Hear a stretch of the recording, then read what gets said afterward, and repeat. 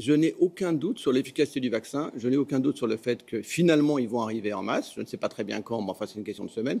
Donc, je n'ai aucun doute que nous allons pouvoir réouvrir le plus tôt possible, j'espère en tout cas, au milieu du printemps. Et je n'ai aucun doute qu'en ayant réouvert au milieu du printemps, tout le monde sera là au rendez-vous.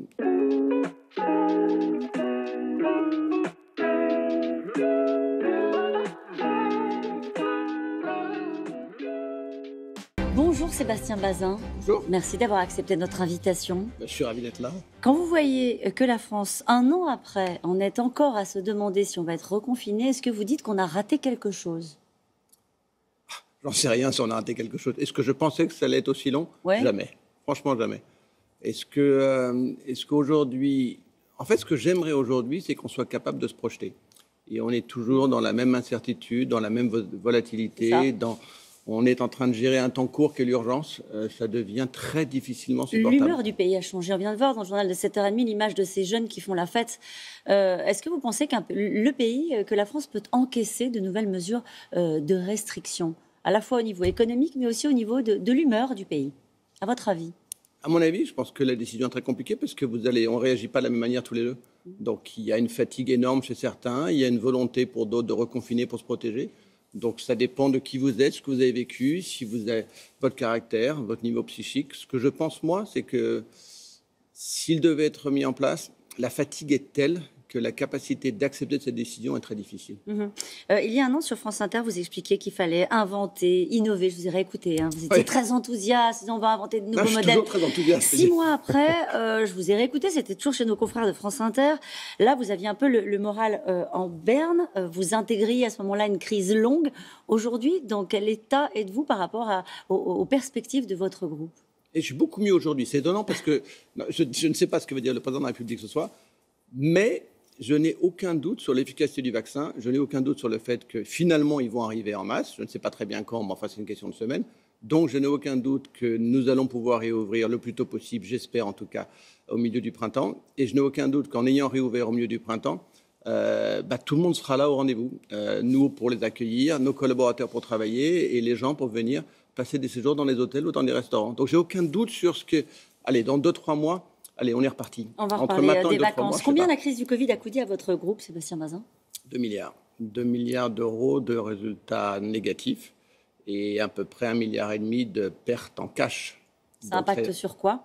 Quand on perd 2 milliards, quand on est un grand groupe comme Accor? Ça impacte sur la valorisation boursière, ça impacte sur la trésorerie du groupe, ça impacte sur un manque de moyens pour faire autre chose, parce que cet argent-là, il est perdu, donc je ne l'ai pas investi. Ça impacte un peu sur le moral, parce qu'on l'a perdu alors qu'on n'y est pour rien. Mais, in fine, c'est pas grave. C'est pas grave parce qu'on repartira de plus belle et les 50 prochaines années seront comme les 50 dernières. Vous avez de la trésorerie, vous êtes un grand groupe, il y a le chômage partiel, des aides pour les salariés, vous êtes puissant, vous encaissez, c'est ce qu'on comprend ce matin. Qu'est-ce que vous pensez, la façon dont les choses peuvent se passer pour les autres, c'est-à-dire pour les plus petites structures hôtelières? C'est un drame, et c'est un drame, vous savez, parce qu'en fait, les gens ne s'en rendent pas compte, mais on est exactement au premier anniversaire de l'obtention, de l'octroi des PGE, c'est prêts garantis par l'État. Et donc ce premier anniversaire, c'est le moment où un certain nombre de gens doivent prendre une décision de soit d'étaler ça pendant 5 ans, soit de le rembourser. Ils sont bien sûr en incapacité de le rembourser. Il y a déjà 200 dossiers qui sont venus à la fédération. C'est-à-dire que les plus petits, qui n'ont que le fonds de commerce et qui doivent payer des loyers, c'est-à-dire qui n'ont pas d'actifs, pas les mieux, sont incapables d'étaler cette dette parce qu'ils n'ont pas les moyens de les rembourser. Et donc, il faut que les banques, que l'État, on puisse se réasseoir et comprendre que c'était difficile il y a un an, c'est encore plus difficile aujourd'hui. Et donc, il faut les aider encore plus aujourd'hui qu'hier. Les perspectives, vous disiez, c'est difficile de se projeter. On va y aller pas après pas. D'autres l'ont fait. Parce qu'il faut aussi apprendre de ce que font nos voisins. Moi, j'ai été stupéfait et plutôt content.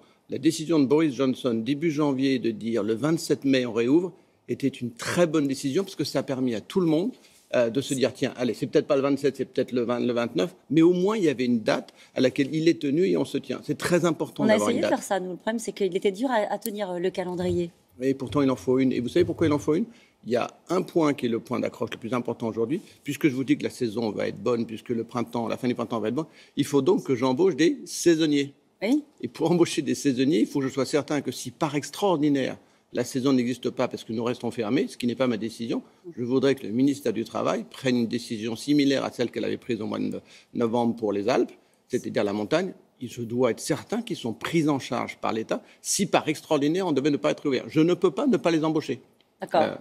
Donc là-dessus, vous attendez quoi, des garanties de l'État? J'attends que l'État me dise oui, embauchez vos saisonniers parce qu'on a besoin que vous soyez prêts si on réouvre. Et si par extraordinaire on est toujours fermé, eh bien le chômage partiel s'appliquera également. Comment ça s'est passé lors de la saison précédente? C'est ce qu'ils ont fait. Voilà. C'est ce qu'ils ont fait pour Est-ce que vous pensez, hivernale. Sébastien Bazin, que cet été sera meilleur que celui de l'an dernier? Aucun doute. Aucun doute. Pourquoi? Parce que le vaccin? Mais parce qu'on en a ras-le-bol, parce qu'on a envie de vivre, parce qu'on a envie de boire, parce qu'on a envie de s'aimer, parce qu'on a envie de voyager, parce qu'on a envie de découvrir. Cet été va être dingue, c'est-à-dire extrêmement fort. En plus, parce qu'il y a 140 milliards d'épargne chez les Français. Ces Français ont une envie, on le voit bien d'ailleurs, vous l'avez vu dans votre reportage sur les jeunes à Lille, à Marseille, ailleurs, ils ont envie de se retrouver. Oui, vous dites l'été va être dingue. Il y a tout un tas de gens qui vous regardent ce matin et qui disent mais moi je ne sais pas comment il sera l'été, donc j'ai pas du tout envie de réserver mes vacances. Mais c'est bien le contraire, réservez-le, parce que de toute façon vous êtes remboursé à 100%. Donc faites cet acte-là, d'abord ça me fait du bien, ça remonte le moral des équipes, et comme vous êtes remboursé, vous prenez aucun risque. Vous dites, voilà, c'est ça, c'est aucune prise de risque, il y aura un remboursement total. Par contre, si c'est déjà plein avant même que vous ayez pris votre décision, c'est dommage, donc prenez votre décision maintenant. Vous dites réserver maintenant, mais réserver en France? Oui, où ils veulent, franchement, où ils veulent, chez Accor et pas chez Accor, je suis même pas là moi.